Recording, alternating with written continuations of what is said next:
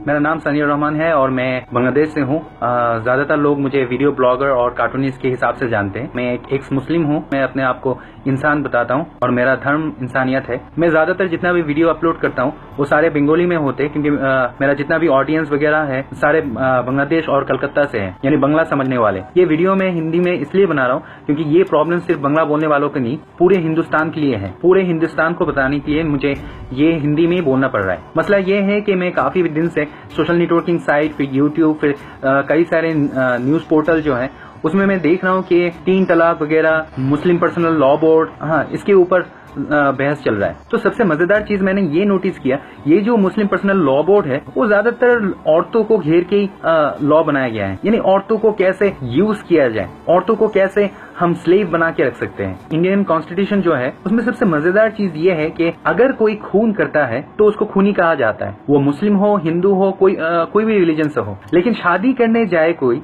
तो देखा जाता है कि उसको पूछा जाता है कि आप हिंदू हो या मुस्लिम हो। तो अगर कोई कहता है कि मैं हिंदू हूँ, तो ओके, एक शादी कर लो, सारी जिंदगी भर इसी को झेलो, यानी तुम एक ही शादी कर सकते हो।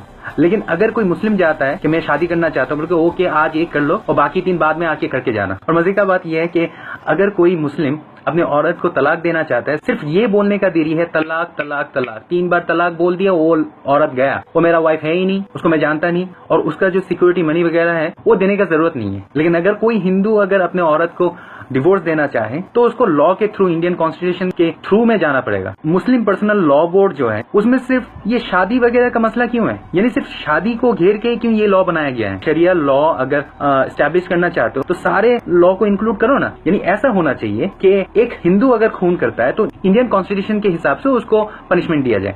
अगर मुस्लिम अगर खून करता है तो उसके वो इस्लामिक शरिया लॉ के हिसाब से उसका गला काटा जाए। अगर कोई चोरी करता है, अगर वो मुस्लिम है, तो उसका हाथ काट दिया जाए। ये भी इंक्लूड होना चाहिए मुस्लिम पर्सनल लॉ बोर्ड में। अगर कोई मर्द या औरत पकड़ा जाता है कि वो इलीगल सेक्स कर रहा है किसी के साथ, तो इस्लामिक शरिया लॉ के हिसाब से उसको कमर तक मिट्टी में गाड़ा जाए, फिर उसको पत्थर मारा जाए। यही तो है इस्लामिक लॉ। अगर इंक्लूड करना है तो सारे इंक्लूड करो ना। वो सब क्यों इंक्लूड कर रहे हो जिसमें तुम एक औरत को दासी बना के रख सकते हो। मेरे नजरिए से अभी अगर ये मुस्लिम पर्सनल लॉ बोर्ड को अगर बंद ना किया जाए तो ये मुस्लिम लोग 4 शादियां करके अगले 20 सालों में इतना मुस्लिम बच्चे पैदा करेंगे। अभी तो इंडिया का पॉपुलेशन 100 करोड़ है, तब 200 करोड़ जाने में इतना टाइम नहीं लगेगा। उस 200 करोड़ आबादी में तब हिंदू लोगों को माइनॉरिटी बोला जाएगा, क्योंकि हिंदू लोग तो एक ही शादी कर रहे हैं, क्योंकि एक ही वाइफ से सिर्फ एक ही बच्चा अगर हर साल पैदा हो तो उसको 12 साल लगता है 12 बच्चे पैदा करने के लिए। लेकिन 4 शादियां करके एक मुस्लिम फैमिली में 12 बच्चा पैदा करने में सिर्फ 3 साल लगते हैं। तो 20 सालों में हिंदुओं को माइनॉरिटी बनाने में इतना टाइम नहीं लगेगा। तो मेरा सजेशन ये है,